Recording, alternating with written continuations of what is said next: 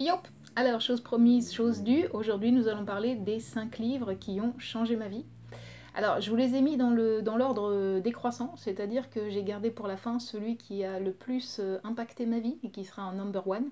Et donc celui qui a le moins impacté ma vie, c'est par celui-là que je vais commencer. On y va tout de suite, hein, je vous propose, allons-y. Alors, je vous propose mon numéro 5, c'est d'Éric Emmanuel Schmitt, Monsieur Ibrahim et les fleurs du Coran. Alors ce livre-là, je l'ai découvert en 2004. D'abord, je vous lis le pitch, rapido. Hein. Momo, donc Paris années 60, Momo, un garçon juif de 14 ans, devient l'ami du vieil épicier arabe de la rue Bleue pour échapper à une famille sans amour. Alors ce livre-là, je l'ai d'abord découvert au cinéma, parce que j'avais vu le film qui était sorti, je crois, en 2004 avec Omar Sharif, et c'est ensuite que je suis arrivée au livre.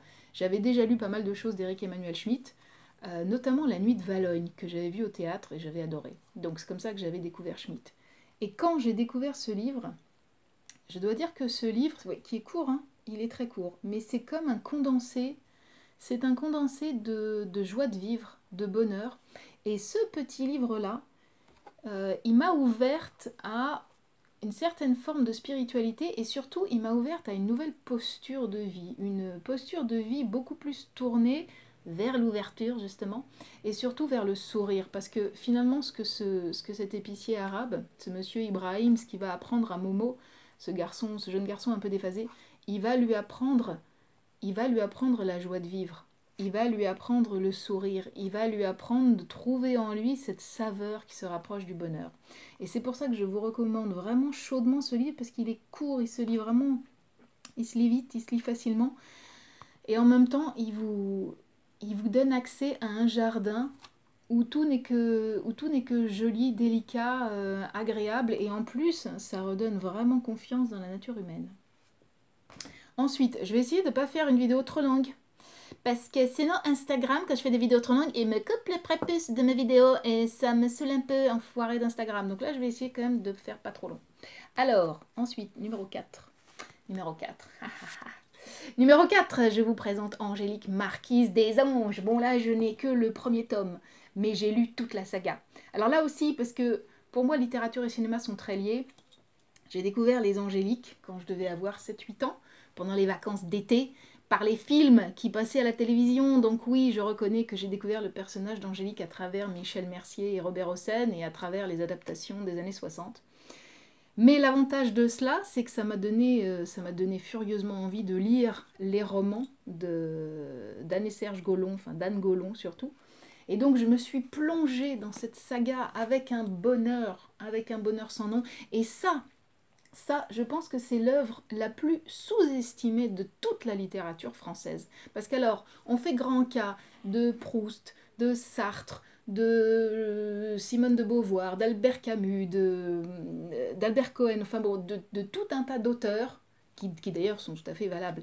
Mais on sous-estime toujours cette saga d'Angélique parce qu'on la cantonne beaucoup trop à du roman à l'eau de rose, à une grande histoire romantique, une grande histoire d'amour.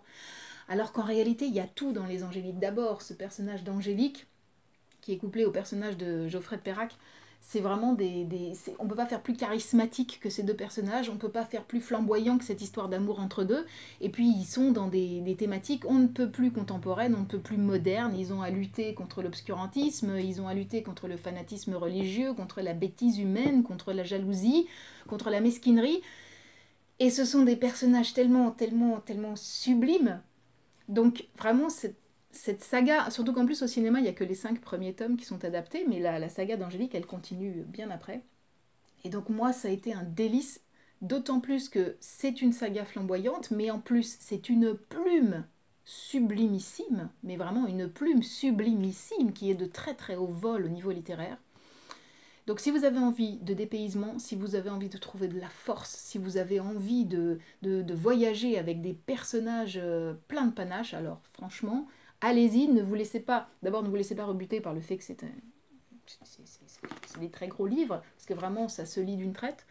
Et puis ensuite, surtout, n'ayez pas l'impression que c'est quelque chose de rétro, de vintage. Non, non, non, non, c'est on ne peut plus d'actualité, les Angéliques. Ensuite, allez, il faut que je me magne. Ensuite, numéro 3. Alors ça aussi, c'est un livre qui a vraiment, vraiment, vraiment changé ma vie. Je vous présente Autant n'emporte le vent. Alors oui, je sais que autant n'emporte le vent. Ah, ça me fait penser que je vous ai pas fait le pitch dans Angélique Marquise des Anges. Est-ce que je vous fais le pitch?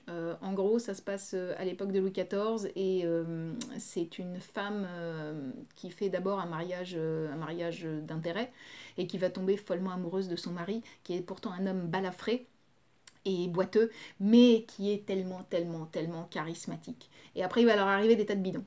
Bon, revenons à Autant n'emporte le vent. Alors, je sais qu'Autant n'emporte le vent, aujourd'hui, c'est un livre très touchy. C'est super touchy d'oser aimer Autant n'emporte le vent parce que c'est vraiment, on est sur des sujets qui sont très sensibles, extrêmement sensibles. Mais quoi qu'il en soit, moi, rien ne me fera renier cette œuvre et rien ne me fera renier mon amour pour Scarlett O'Hara. Parce que véritablement, là pour le coup, j'ai d'abord découvert le livre avant de découvrir le film, et de toute façon, j'ai développé pour l'un et l'autre une passion éternelle, inconditionnelle, et encore une fois que jamais je ne renierai.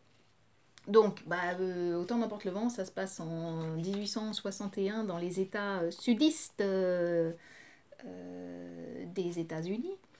Et donc on suit le parcours de Scarlett O'Hara, qui est une fille de planteur de coton, qui vit donc dans l'opulence, mais une opulence qui est due à l'exploitation des esclaves noirs. Et puis il va y avoir la guerre de sécession. Et donc ça va emporter avec le vent tout ce monde dans lequel Scarlett est née et dans lequel elle a grandi.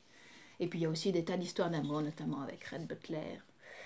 Bon, et donc c'est une œuvre, pour moi, ça a été une œuvre majeure parce que, alors évidemment, je devais avoir 7 ans quand je l'ai lu pour la première fois, 7-8 ans. Et ce que j'ai vu dans ce roman, évidemment, je n'ai pas pu être sensible au contexte politique parce que j'étais trop jeune. Moi, ce que j'ai vu surtout, ce que j'ai rencontré dans ce roman, c'était Scarlett O'Hara.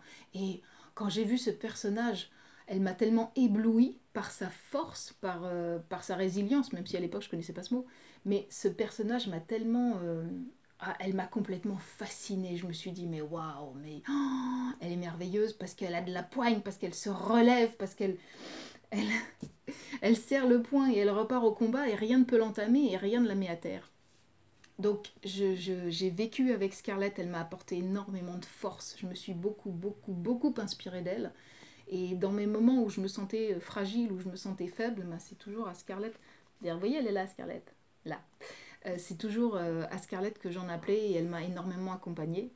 Et en plus, alors bon, même si effectivement aujourd'hui le livre peut un peu nous tomber des mains parce que c'est un parti pris qui est pas c'est un parti pris qui est un peu effectivement qui est un peu délicat parce qu'on sent bien que de toute façon l'auteur elle est quand même très pro-sudiste et donc elle est plutôt pour ce genre de mode de vie, mais ça fait rien, il faut pas que ça ne fait rien, c'est pas pour autant qu'il faut ne pas lire une œuvre et qu'il faut pas se plonger dedans même si on n'est pas d'accord avec les idées de l'auteur. En attendant, c'est quand même une œuvre majeure de la littérature américaine parce que là aussi, c'est comme pour Angélique, il y a une plume, mais il y a une plume à tomber par terre, il y a un souffle romanesque, et puis il y a des personnages qui sont complètement fascinants parce ils sont ambivalents, ils sont paradoxaux, ils sont pas du tout d'un bloc, ils sont pas du tout mièvres, ils sont avec des tas de nuances. Donc vraiment, ça c'est une œuvre que je recommande chaudement. Ensuite, numéro 2. Alors là, numéro 2, je vous présente Bille en tête d'Alexandre Jardin. Je vous lis le pitch. Avec ses 16 ans en bandoulière, Virgile veut désormais vivre tout haut et non plus chuchoter sa vie dans les couloirs d'une école. Adolescent charmeur, doué d'une gaieté infernale, il séduit une amie de son père, Clara. Donc, Alexandre Jardin, c'est son premier roman, il l'a écrit quand il avait une vingtaine d'années, et moi je suis tombée sur ce roman quand j'avais 15 ans. C'est d'ailleurs à peu près l'époque aussi où est entré dans ma vie Jacques Brel. Et alors je peux vous dire que la conjugaison des deux, la conjugaison de Bille en tête et de Jacques Brel, c'est un cocktail détonnant. Et moi, c'est vraiment arrivé à un moment de ma vie où j'étais assez complexée. Et ces deux éléments-là m'ont complètement appris. Ça a été des leçons de vie. C'est-à-dire que ça m'a appris à ne jamais accepter les limites qu'on voulait me poser, ne jamais accepter de faire comme tout le monde, ne jamais accepter ce qui est convenu, ce qui est consensuel, ce qui est moutonnier, d'être toujours au-delà de tout ça et de toujours aller voir plus loin, un peu ce que je vous disais dans ma vidéo d'hier, quoi, de toujours aller voir le territoire prochain et l'endroit qu'on ne connaît pas encore, et vraiment bille en tête, c'est exactement ça que ça apprend la liberté de vivre. Non seulement la liberté de penser, mais encore au-delà, la liberté d'agir selon ce qu'on ressent et selon ce qu'on pense. Donc ça aussi, c'est une œuvre majeure et ben, je remercierai jamais assez Alexandre Jardin d'avoir écrit cette merveille de livre. Ensuite, et voilà, numéro 1. J'en arrive au numéro 1, ça fait déjà 10 minutes. Je vous promets, j'essaye de faire moins que le quart d'heure. Donc j'arrive à mon numéro 1. Ça, c'est vraiment le livre le plus important de ma vie. Et pourtant, c'est drôle parce que ce n'est pas vraiment un livre, c'est une pièce de théâtre. Mais ça, c'est vraiment l'œuvre de ma vie. C'est une œuvre à laquelle je reviens sans cesse, que je relis toujours avec le même bonheur. Et effectivement, si là encore, si cette pièce-là, je ne la rencontre pas à une certaine époque de ma vie, je ne deviens pas celle que je suis aujourd'hui. Et je vous présente Cyrano de Bergerac. Donc Cyrano de Bergerac, c'est fou quand même comme, à l'exception de Bille-en-Tête, enfin oui, non, Monsieur Ibrahim non plus, mais c'est fou quand même comme la plupart des grandes rencontres artistiques et inspirantes de ma vie, elles se sont faites avant mes 12 ans, quoi. Donc Cyrano, pareil, je devais avoir, je sais pas moi, 7, 8, 9 ans, quand j'ai découvert ce personnage et quand j'ai découvert cette pièce. Et quel choc ça a été. Mais quel personnage. Est-ce que je vous fais le pitch? Est-ce que c'est vraiment nécessaire? Vous savez, c'est ce bonhomme avec son long nez. Évidemment, qui est très complexé par son long nez, mais qui par ailleurs est tellement truculent, tellement qui manie les mots avec une telle adresse et qui va tomber amoureux de la plus belle des blondes, qui est elle-même en pince pour le beau Christian, donc c'est indémerdable cette affaire. Mais alors, pour moi, dans Cyrano, il y a tout. Il y a vraiment tout. Même si, avec le recul, les années passant, je me suis aperçue que dans le fond, Cyrano, c'est quand même un tricheur.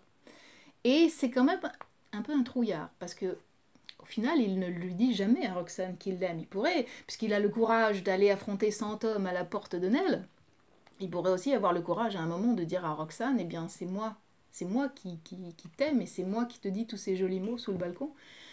Et il ne le fait pas. Peut-être qu'il ne le fait pas aussi par respect vis-à-vis de Christian. Enfin bon, toujours est-il que donc il accepte quand même de tricher, il accepte de mentir, et alors que moi au début je le voyais vraiment comme un personnage uniquement sublimissime, et puis avec le recul je me suis dit quand même il triche un peu, il ment un peu, et puis il a un petit peu la pétouille hein, parce qu'il n'ose pas tout dire. Il aurait pu tout lui dire, parce que c'est une précieuse, si ça se trouve elle aurait été complètement séduite par ce qu'il est fondamentalement Cyrano. Enfin bon, toujours est-il que donc, pour moi, dans Cyrano, il y a vraiment tout. Il y a la noblesse de l'âme. Ça rejoint un peu ce qu'il y a déjà dans Bille-en-Tête. Il y a la noblesse de l'âme, il y a le fait de ne pas pactiser, il y a le fait de ne pas faire de compromis, de ne jamais s'abaisser à des choses qui pourraient faire qu'on n'arrive plus à se regarder dans la glace. Et puis surtout, ben, il y a le panache. Ah, ça, le panache. Et puis, il y a l'amour des mots. Il y a cette manière de toujours avoir le beau geste, comme il dit. Donc, pour moi, il y a tout dans Cyrano. C'est mon œuvre littéraire maîtresse. C'est vraiment l'œuvre à laquelle je reviens. Dès que j'ai un coup de mou, je reprends Cyrano, je me le dis à voix haute et c'est toujours un bonheur. Bon, et je finis simplement cette vidéo. Alors, c'est pas un livre qui a changé ma vie fondamentalement, mais ça a été un tel coup de cœur littéraire dans ma vie, cette œuvre-là, que je vous la présente quand même. C'est un petit bonus. C'est Clochemerle de Gabriel Chevalier, que j'ai découvert à la fin de mon adolescence. Et si vous voulez, cette œuvre-là, c'est un peu San Antonio qui rencontre Pagnol, qui rencontre Rabelais. C'est-à-dire que là aussi, il y a une certaine forme d'épicurisme, il y a une vraie gourmandise des mots, il y a une véritable sensualité. L'histoire est tout à fait étonnante puisque c'est un petit village de Beaujolais qui va complètement être à feu et à sang parce qu'il y a une installation de Vespasienne, de chiottes publiques, quoi. Et ça va foutre la grouille complètement dans ce village et ils vont tous s'entre-déchirer autour de cet événement-là. Mais alors, les personnages sont tellement drôles, sont tellement... Enfin, c'est un pur bonheur. Bah, évidemment, il faut accepter de prendre son temps, parce que c'est une écriture à l'ancienne. Donc c'est vraiment, ce sont des longues phrases avec énormément de mots tout à fait descriptifs, mais ça vous pose une ambiance et ça vous présente des personnages tellement attachants et tous tellement, euh, tellement hauts en couleur. Enfin, je ne peux que vous recommander Cloche-Merle. C'était le tour, bon ça fait un quart d'heure quand même, mais c'était le tour des livres les plus marquants de ma vie. Je vous embrasse et je vous dis à demain!